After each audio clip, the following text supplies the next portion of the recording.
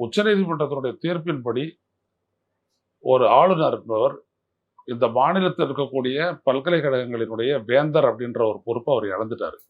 அது முதலமைச்சருக்கு போயிடுச்சு. அது கடந்த 8ஆம் தேதி தீர்ப்புல முடிஞ்சு போச்சு. இந்த 15 நாள்ல அந்த தீர்ப்பை பற்றி ராஜ்பவன்ல எந்த விதமான விளக்கமும் வரல. எதுவும் வரல. இவர் இங்கேருந்து 17ஆம் தேதி டெல்லிக்கு போனாரு. 20ஆம் தேதி திரும்பிட்டாரு. நடுவுல ஒரு தன்கரை சந்திச்சாரு. இதெல்லாம் நம்ம பார்த்தோம். அதுக்கப்புறமும் எதுவும் இல்ல.